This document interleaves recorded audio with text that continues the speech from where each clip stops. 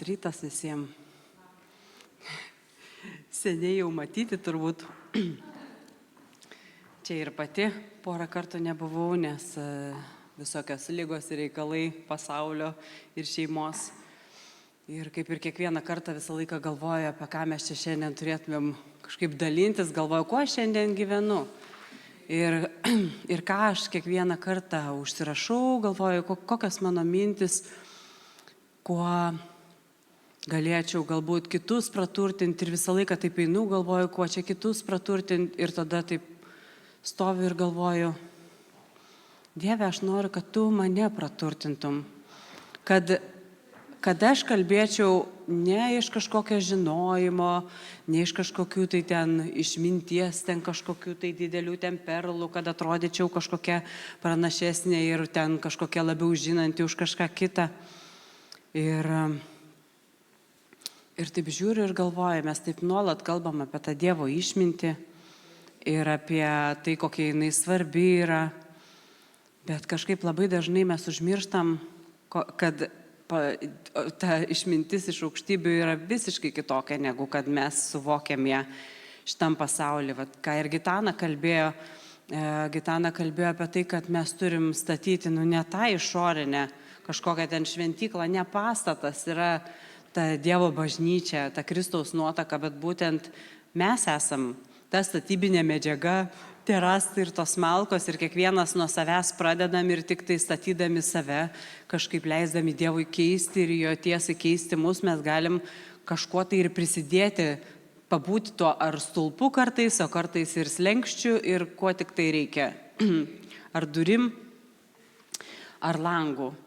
Ir aš vis galvoju apie tą išmintį ir aš kažkaip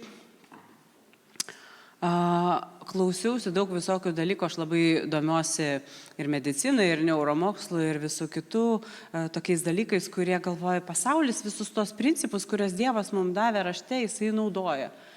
O mes kažkaip tokie gyvenam, tokie kaip, nesusipratę truputėlį.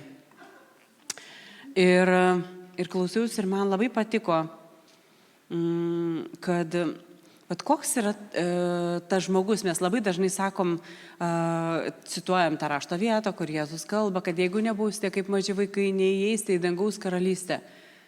Ir tada galvoji, o kokie tie maži vaikai? Kas ten yra? Ar tu turi būti kažkoks kvailas, ar naivus, ar kas čia yra? Ar čia linksmas, ar čia koks? Ir man labai patinka kitas vertimas, yra du vertimai dar šitos rašto vietos ir sako, Jėzus sako, klausykitės tiesos, kurią kalbu. Jei kas tik neatveria savo rankų, kad priimti Dievo karalystę kaip žingeidus ir norintis mokytis vaikas, niekada į ją neįeis. Kitas vertimas kalba, jei nepriimsite Dievo karalystę su vaikišku paprastumu, niekada į ją neįeisite.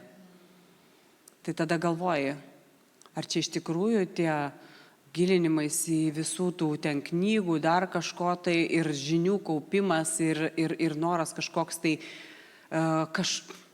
tada turi labai jau pasitikrinti viduj, dėl ko tu tą darai.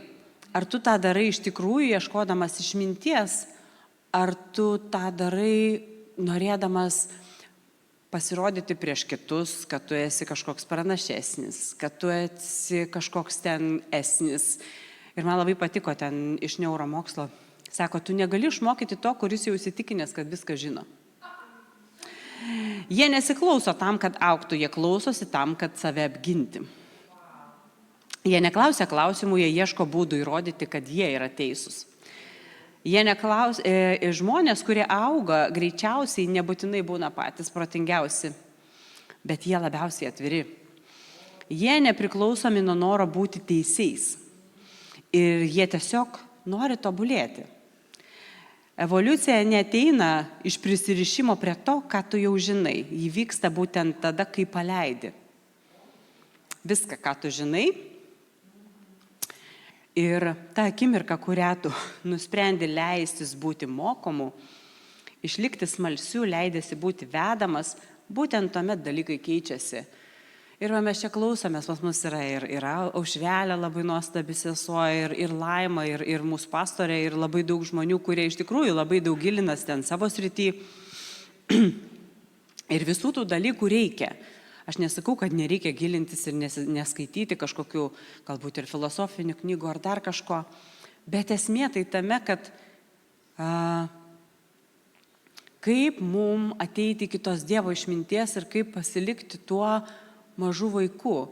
Pasižiūrėkite į vaikus, ar jie kažkaip tai galvoja, kaip jie atrodo tuo metu, kai jie ten žaidžia ar kažką bendrauja. Ar jie galvoja, kad jie ten kvailesni. Čia pasaulis, čia mes to išmokinam, kad mums reikia būti geresniais, pranašesniais ir viskuo esniais. Gražesniais, visur būti pirmas, o ką sako raštas, paskutiniai bus pirmi. Arba jeigu tu nori būti kažkoks tai šitą mokytojų, turi būti visų tarnas. Jėzus ėjo, nuplovė kojas savo mokiniam. Ir kodėl mus vadina mokiniais? Ar pasigilinot? Būtent dėl to, kad mes turim būti kaip tie vaikai ir mokintis, ką jisai mus mokina. O ko jisai visur mus mokina? Jisai nemokina kažkokių tai aukštų frazių. Jisai sako, aš atėjau pas tos, kurie yra nuolankios dvasios ir minkštos širdies, o tie pas ką yra kieta širdis, kad jie leistusi, kad jinai būtų pakeista. Tai nėra apie tai, kad kažkokiu ten būt pranašesniu. Prisiminkim istorijas iš Evangelijų, kai mokiniai ten visi ten, tai pasakykim, kad čia ugnis iš dangaus nužengtų ir dabar visus sudegintų. Tai va taip mes dažnai atrodom su savo išmintim. Nes mes galvojam, kad mes čia geriau žinom negu kitas. Ir jau čia dabar Paulius kalba apie tai, kodėl dyglys buvo paliktas jo kūne. 3 kartus prašė jo Dievo, kad jisai paimtų tą dyglį, bet paliko ir dar sako, kodėl? Kad dėl apreiškimų gausos aš neišpuikčiau ir nepasididžiuočiau. Suprantat, ne visiems tie dygliai kažkokie yra būtinai paliekami. Yra kažkokie kiti dalykai, mes ne visi su kažkuo. Ir sako, mes dažnai visi kalbam apie išmintį, bet labai dažnai nusivažiuojam interpretuodami ją pasaulio standartais. Ir Dievo išmintis iš aukštybių yra nuolanki. Ir visas raštas apie tai kalba. Pavyzdžiui, Kolosiečiam 3:16. Tegul Kristaus žodis gausiai gyvena jumyse, užliedamas jūs visa išmintimi. Ir paskui Jokūbas kalba 3 skyriui nuo 13 eilutės. Sako, jei tariesi esas išmintingas ir tas, kuris supranta Dievo kelius, dalinkis tuo per savo gražų ir vaisingą gyvenimą, vedama išminties švelnumo. Ne kažkokia ten dabar, matku pravdu, dabar visiems akis kelsiu ir sakysiu ir galvosiu, kad aš čia jau dabar viską žinau. Dažnai aš, kai mokinausi teologiją, man profesorius sakydavo, profesorius yra ne tas, kuris žino viską, bet tas, kuris žino, kur ieškoti ir kuo tu labiau žinai, tuo labiau tu supranti, kad tu nieko nežinai. Žmonės tik tai tie, kurie mažai ten kažkur tai besigilino, supranta šitą dalyką, nes mes jau galvojam, kad mes jau čia dabar visą žinią ir viską žinom geriau už kitus. Man patiko mano brolis, kai turiu brolį pagranduką, jam kitais metais bus 30, bet tuo metu, kai jisai gimė, man buvo 16 beveik. Ir tuo metu išėjo filmukas Juozapas sapnų karalius. Ir ten buvo tokia nuostabi daina, sėdi Juozapas įmestas į tą duobę, tik tai viršui matosi tokia skylė, kaip dangtis kažkoksai, tik tiek to dangaus. Ir jisai dainuoja tokią dainą, kur žodžiai yra, sako, pamačiau vieną debesį ir pagalvojau, kad čia jau yra dangus. Pamačiau ten paukštį ir pagalvojau, kad galiu ten jau skristi. Ir kaip dažnai mes taip elgiamės, kad kažkokią vieną tiesą pasiimam ir dabar einam visiems į akis ir keliam, kokie mes čia. Dar yra kitas momentas, kai šitą būna, praeini kažkokį kelią. Atrodo, iš tikrųjų, praeini nuoširdžiai, atėjo kažkokie suvokimai ir visa kita. Čia su draugė mes kiekvieną dieną meldžiamės, tai juokiamės vieną kartą, kaip greitai pagauna šitas jausmas. Meldžiamės kažkaip, dėkojam Dievui už tai, kad mes dabar jau kažkaip esam kitur, negu buvom prieš metus, kad iš tikrųjų tas kelias kartais jis atrodo, kad tu ratais eini, bet kai atsisukė atgal, Tu žiūri į visą savo vidų ir supranti, kad jau ten yra pasikeitę, bet tuo metu tau nesimatė. Aišku, visada labiau matosi kitame. Ir meldžiamės, ir dėkojam, ir staiga taip pagaunam, ir taip juoktis pradėjom. Ir tas jausmas toks ateina. Kaip tas fariziejus, kur ten bažnyčioj šventykloj meldėsi. Dieve, dėkoju tau, kad aš nesu toks kaip šitas muitininkas. Ir tu galvoji, kad jau ta tavo sužinota tiesa kažkokia suvokta daro tave pranašesnių už tą kitą. Atsiprašau. Tai paklausykit toliau, Jokūbas sako, niekuomet nesigirk ir nesipūs dėl to, ką nuveikiai ir taip įrodysi esas išties išmintingas. Bet jei tavo širdyje slepiasi kartus pavydas ar rungtyniavimas ir lyginimasis, tuomet neneik to ir nebandyk prisidengti besigirdamas ar besipūsdamas, nes tai neturi nieko bendro su dangiška Dievo išmintim. Ir geriausiai gali būti apibūdinta kaip šio pasaulio išmintis, kuri yra kiek sieliška, tiek ir demoniška. Taip grubiai jau pasakyta, bet prieisim gal vėliau kito. Taigi, kur tik yra atidengiami pavydas ir savanaudiškumas, ten yra ir daug neramumų ir visokios rūšės piktumų, bet išmintis iš aukštybių visuomet yra tyra, pripildyta ramybė ir taika, galvojanti apie kito poreikius ir pasiduodanti pamokymams. Ji yra pripildyta meilė ir niekuomet nerodo iš ankstinio nusistatymo ar bet kokios rūšės veidmainystės. Ir visuomet neša gražų teisumo derlių Dievo išminties sėklos. Dievo išminties sėklos bus pasodintos romiais darbais, taikingais darbais. Tų, kurie vertina taiką. Ir iš karto ateina rašto vieta iš Kalno pamokslo, kur kalba Jėzus apie tai, kas yra palaimintas. Ir mes dažnai ją netaip interpretuojam. Va čia dabar bus kitas kraštutinumas. Vieni yra labai paskėlę, o kiti, kur sako, palaiminti romieji, nes jie paveldė žemę, mato 5:5. Kitas vertimas sako, koks palaiminimas ateina tiems iš jūsų, kuriuose gyvena švelnumas, nes jūs paveldėsite žemę. Ir man labai patinka kartais pasigilinti į žodžių reikšmės ir nežinau, kiek iš jūsų čia esate skaitę ar girdėję apie tai, kad romieji tai nėra lygų silpnieji kažkokie tai tokie, mes taip įsivaizduojam, kažkokie mėmės gali būti. Nes graikų žodis praeis reiškia švelni stiprybė, kuri paklūsta kontroliai. Tai reiškia, tai žodis labiau apibūdinantis karo žirgą, kuris puikiai išdresuotas paklusti komandoms. Tai galingi žirgai, kurie yra laukiniai, bebaimiai ir nesustabdomi. Ir visgi jie tokie disciplinuoti, kad gali sustoti nuo menkiausio jų raitelio prisilietimo. Tokio žirgo jėga nėra iškastruota, o tiesiog teisingai nukreipta. Tai kai mes galvojam, kad mes esam čia romūs ir nuolankus, jeigu neturim drąsos kažką tai daryti ir dažnai prisidengiam, kad mes čia romūs ir taip raštas sako, tai reikia labai žinoti iš tikrųjų terminologiją ir kas tai yra ir kas slepiasi po to žodžiu. Ir kalbant dar apie tą išmintį, aš taip kartais galvoju, kad kaip dažnai mes musikuojam kažkokiam ten tiesom ir visa kita, labai nepasigilindami į tai, kokia yra žmogaus situacija, ką jisai eina tuo metu. Aš neseniai girdėjau tokią istoriją, dviejų tokių pastorių kalbėjosi, jie tarpusavį ir sako, vienas klausė kito, sako, ar buvo kada nors tavo gyvenime tokia istorija, tau asmeniškai nutikusi, kur tu labai gailiesi, kad tu tai pasielgiai. Ir jisai sako, taip, iki šiol, sako, mane kažkaip tai persekioja šitą istoriją, sako, kažkada prie manęs po tarnavimo priėjo brolis ir klausė, gal galit pasakyti, ką raštas sako apie savižudybės ir kas tai yra ir kaip ten yra ir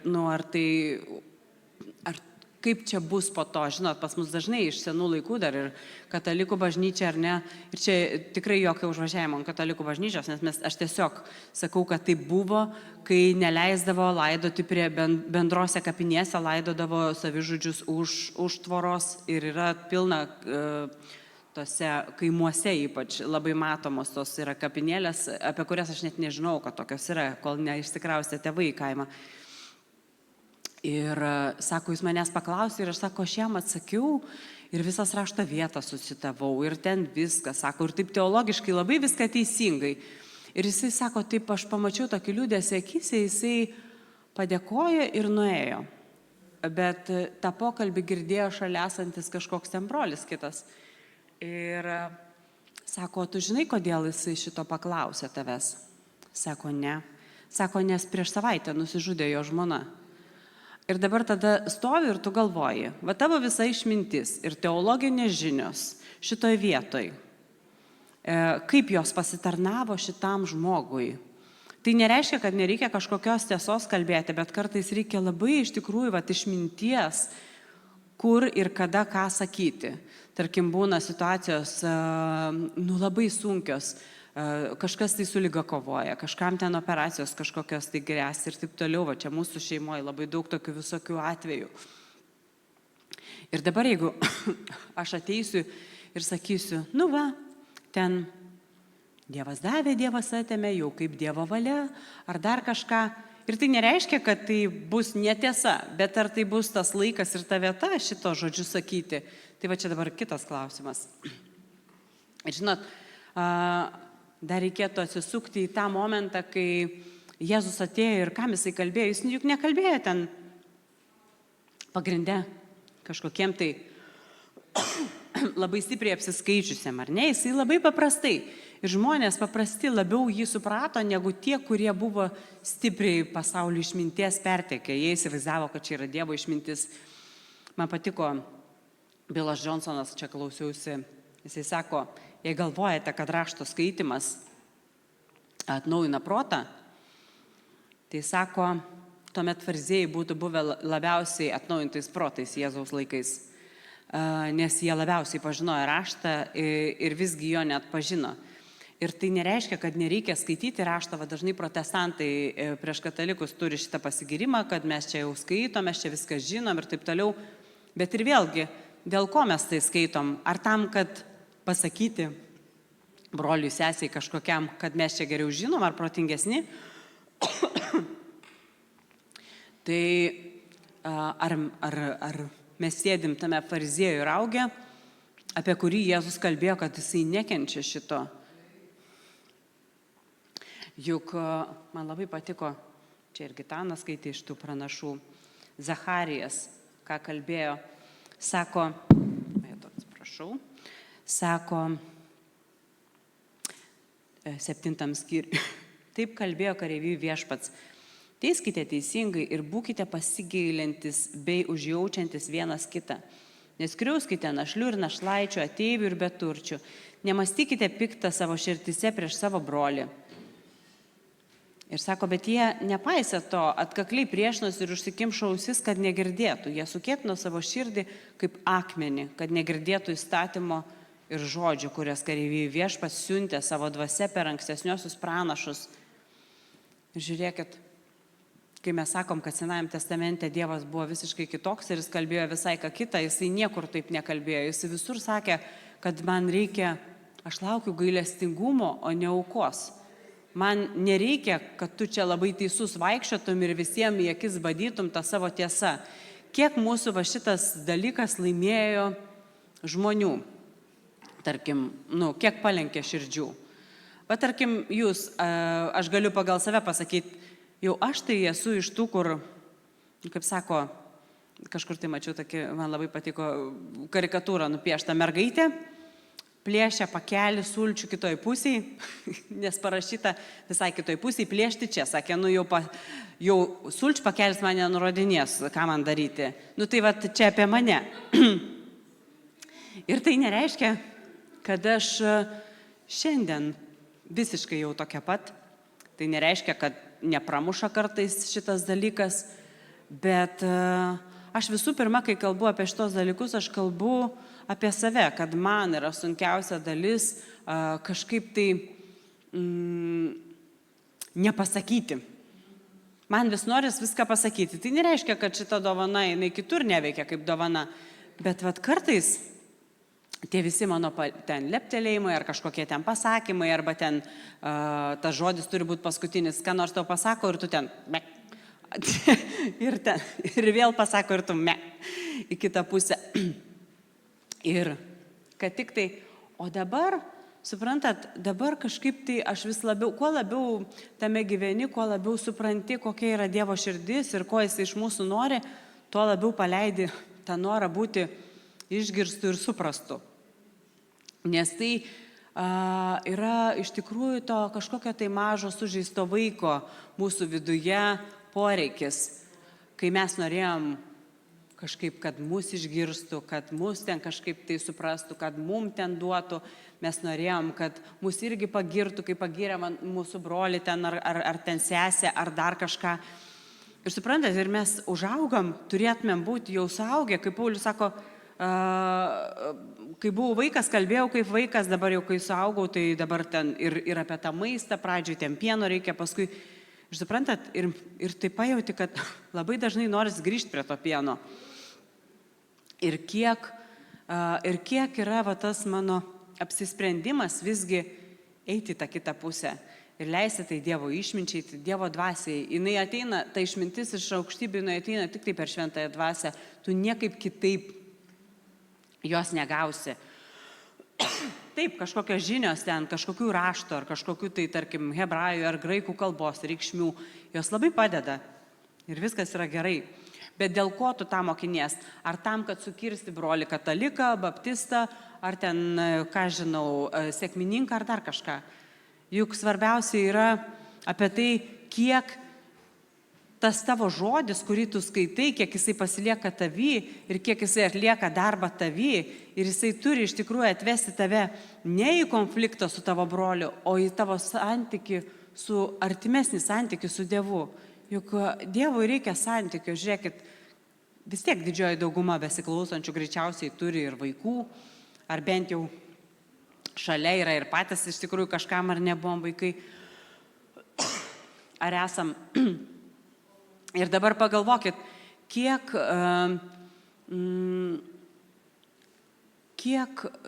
yra iš tikrųjų mum, tarkim, kaip tėvam svarbu, kad mūsų vaikai sutarė. Kai žiūri, kad ten vienas kito durniais ten vadina, čia aš kalbu apie savo namus, kur atrodo jau mergaitės, tai jau visos labai gražios ir pukuotos ir nieko jau nedaro. Ir ten girdi durnetu ir ten vienu žodžiu ir panašiai, ir visokie ten epitetai ir taip toliau. Ir galvoju, kaip liūdina tai mano širdį, kai aš žiūriu, kad jos viena kitos nepriima kažkaip arba konkuruoja ir kai sako, kad ten jūs ten tą labiau mylit ar nelabiau, tai pasižiūrėkit, kiek dažnai mes taip darom suaugusiam gyvenime tarp savų, ar ne, su savo draugiam, su draugais, su savo broliais, seserim, tarp bažnyčių. Ar iš tikrųjų Jėzus atėjo atnešti tokį susiskaldimą ir tokią religijos dvasią, kurioje mes šiandien gyvenam didžioji dauguma, galvodami, kad mes geriau kažkokią tiesą supratom negu kažkas ten kitas. O juk raštas sako, kad Paulius kalbėjo apie tai, kokie yra svarbus kiekvienas kūno narys. Tai nereiškia, kad jeigu tu nekalbi nuo kažkokios tai tribūnos ar kažkur, tai kad tavo tarnavimas yra menkesnis. Kiek yra buvę tokių atvejų, kai mes sužinom, žmogus kažkur tai tyliai meldėsi ir stebuklai vyko. Buvo istorija, kai klausiausi viena moteriškė, jinai valydavo bažnyčios salę prieš tarnavimus ir jinai beplaudama grindis tarp tų, jinai melsdavosi už kiekvieną kėdę, kad Dievas pripildytų kiekvieną kėdę čia. Tai galvoju, ar jinai daugiau atvedė, ar kažkas tai stovintis ir aiškinantis didelę išmintį nuo tribūnos ir kiek tas, kaip tu susitinki kažką, kaip tu pamatai poreikį kažkokią tai šalia esančio ir nenori ten savo tiesos aiškinti kažkokios tai vien tik tai tam, kad tu būtum pamatytas ir paskaitytas kažkokiu tai išmintingu. Tai aš kaip ir sakau, aš labiausiai kalbu apie save, nes tas poreikis mums būti pamatytais yra ypatingai didelis. Ir čia kiekvienas su tuo kovojam.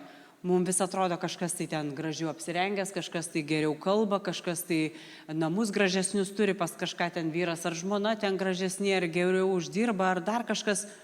Bet ką ir Gitana kalbėjo, tai ką mes statom, ar tą išorinį savo pasaulį, ar visgi vidinį, kuris yra daug svarbesnis. Juk sako, nekraukit turtų, ko čia va žemėje, kur kandis ir rūdis gali suėsti. Kraukite tai, kas yra dangų. Ir tai nereiškia, kad negalima gražiuose namuose gyventi, ar gražiai rengtis, ar kažkaip tai gražiai atrodyti. Aš pernai atsimenu, stovėjau savo sode ir vis galvojau, Dieve, gal aš kokia labai ten pilna tuštybės, kad man čia taip svarbu tas grožis ir taip toliau. Ir stoviu tam sode, skraido drugeliai, žydi gėlės ir medžiai ir aš žiūriu ir galvoju, bet Dieve, tugi irgi estetas, nebūtum tokių gražių dalykų sukūręs, jeigu tau nebūtų, tai svarbu. Juk galėjom ten gyventi tarp tokių ten betonų ir metalų ir akmenų. Bet jisai davė sodus mums. Davė paukščius, davė drugelius, davė kažkokius nuostabius gyvūnus, kurie mus taip džiugina. Tai čia toks lyrinis nukreipimas, kad suprast, kad tai nėra nesvarbu ir kad nereikia gyventi kaip bomžam būtinai. bet apie tai, kad ne tai yra svarbiausia. Visada mūsų aplinka, jinai mus kažkaip tai mums nuotaiką kelia, aš kažkaip tai labai džiaugiuosi ir ten, kai mano namai gražus, ir kai vaikai gražiai apsirengia, ir man pačiai patinka gražus dalykai, ir indai, ir visa kita. Bet visgi, sugrįžti į tą, kas iš tikrųjų svarbiausia, ar tie indai, ar ten kas, kai žmonės prieš mirtį yra klausiami, dėl ko jie gailisi ar kažką, ne vienas neprisimena, kad ten nenusipirko tos sekcijos, ar ten mašinos kažkokias geresnės neturėjo, ar ten kažkokio ten skanesnio patiekalo nesuvalgė, nuvažiavo ten į Argentiną. Labiausiai tai gailisi to, kad kažkokių tai santykių ten neišpuoselėjo, kad buvo grubus kažkur tai, kad galbūt kažkaip tai netaip pasielgė ir neteisingai. Visi dažniausiai prisimenam ten, kur mums galbūt buvo toks kaip ir gėdos jausmas. Ir kalbant apie gėdą irgi kviečiu nepasilikti šitoje vietoje, nes Dievas sako, kad ateikit pas mane, jis visada priima. Čia nereikia užsidėti kažkokio kankinio dabar karūnos ir save mušti. Tiesiog leisti tam žodžiui keisti. Gal šiandien nepavyko, bet pavyks rytoj. Ir galbūt dėl to aš manau, kad yra labai svarbu bendruomenė ir kokie žmonės yra aplinkui, kad jie mums neleidžia atsiskirti ir užsidaryti kažkokiam ten savo kiaute ir susigalvoti savo kažkokių tai minčių. Taip, tu gali ten išminti labai stipriai išlavinti, bet jeigu tu neturi santykių, visada lengva dykumoje sėdint mylėti, ką nors, kai tu neturi jokio santykio. Kol neatvažiuoja tavo ten anūkai, ar dar kas nors ir nenusiaubė tavo namų, ar ten vaikai kokie nors ten nepradeda tau aiškinti atvažiavę, kaip tu čia turi susitvarkyti savo tenai langą ar sekciją ir kad čia tai būtų geriau ir patogiau.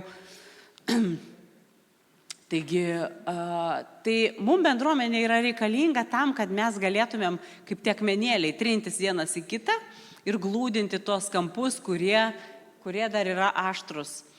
O mes dažnai išsigastam to aštrumo ir iš karto, ir eik tu iš čia, tu man nedraugė, jeigu mūsų nuomonės nesutampa, tai ir viso gero. Pasižiūrėkit, kiek dabar susiskaldimo visur.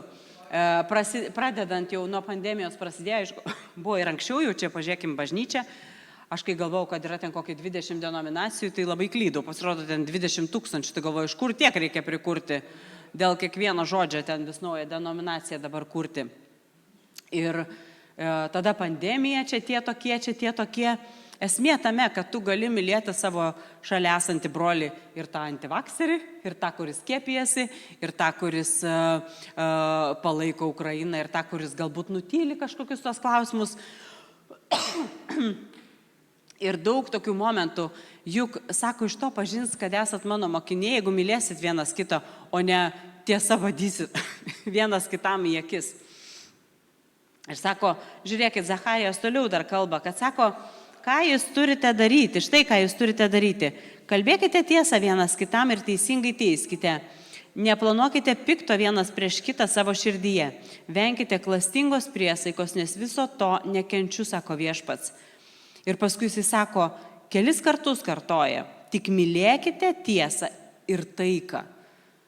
Tai jeigu mano tiesa taikos savyje neneša, ar aš turiu ją dabar eiti ir visiems į kairę, į dešinę dalinti, kaip, kiek tame yra to gailestingumo, kiek yra to, kas sako, kaip ir Paulius ar ne, kalba laiške korintiečiam, visų mėgstama frazė per visas vestuvės cituojama, kad sako, jeigu kalbėčiau ten angelų kalbom ir turėčiau visą išmintį ir ten ir taip toliau ir panašiai, bet neturėčiau meilės, aš būčiau absoliučiai skambantis tuščias simbolas, ten kaip tuščias indas, nieko neturėčiau.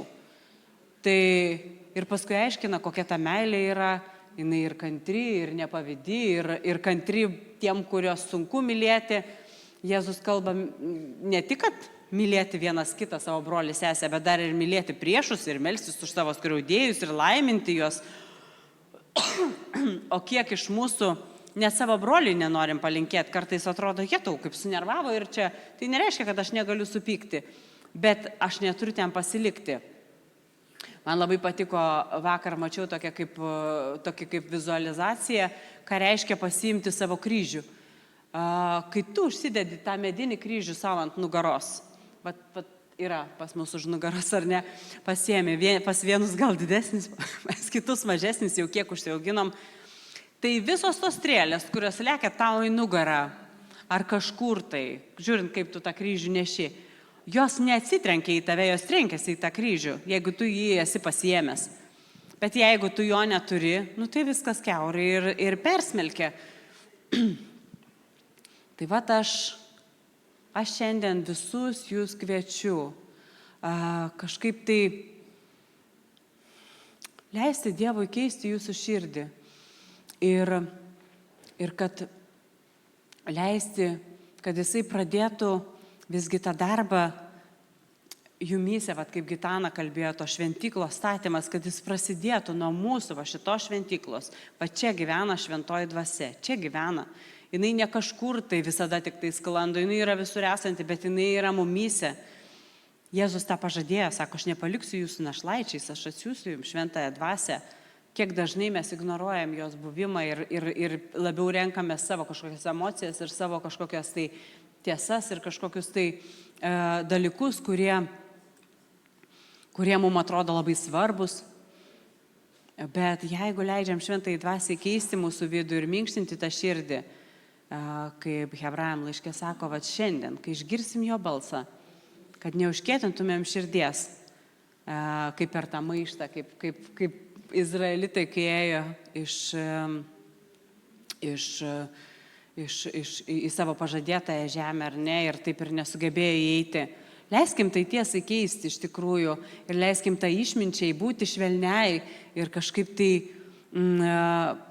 vertinkim tą romumą ir tą taiką aukščiau kažkokiu savo gilių labai įsitikinimų. Ir ne dėl to, kad jie nėra svarbus, bet dėl to, kad ateis laikas ir tas žmogus ateis į kitos vietos ir jisai galbūt paklaus, nes matys, kaip tu gyveni, ką ir skaičiau, Jokūbas, ką kalbėjo, ar ne, jisai sako, kad šita išmintis iš aukštybių visuomet yra tyra, pripildyta ramybė, taika ir galvojant apie kito poreikius. Tai ne apie savo poreikius, ne apie tai, kad aš dabar čia teisingai pasakiau ir savim patenkintas nuėjau. Ne, apie tai, kad kitas iš tikrųjų pamatytų Kristų mumyse. Kad iš tikrųjų šiandien gyventumėm nebe mes, o Kristus mumyse. Tai galbūt to ir užbaigsiu ir labai noriu palinkėti visiems šiandien iš tikrųjų didelės ramybės, vidinės ramybės ir to tokio kažkaip to tokio nuolankumo, tokio, kad Dievas atvertų jūsų akis pamatyti šalia esantį ir nebijoti, kad jūs kažkaip tai būsit dėl to kažkokie menkesni ar kažkaip tai mažiau suprasti, bet dėl to, kad žinot, net gamtoj, kai medžiai auga šalia, kartais reikia labai pagalvoti, ar tau reikėtų ten kažkokį šalia esantį nukirsti, galbūt jisai uždengia kažką tai savo šešėliu, gal jų šaknis yra susijusios. Tai nekapokim aplinkui savo žmonių kažkokių tai, palenkim savo meilį ir savo nuolankiu to gyvenimu, tokiu prieš Dievą nuolankiu, nebūtina prieš kiekvieną ten eiti ir lankstytis ir pataikauti jų kažkokiem ten įsivaizdavimam, bet iš tikrųjų būti tos nuolankios širdies, kaip ir Jėzus buvo, ir juk jisai ir Judui kojas nuplovė. Nebuvo, kad tik tai ten kažkokiem keliam ten, kurie buvo geresni. Tai ir dabar pakviesiu mūsų nuostabę Redutę.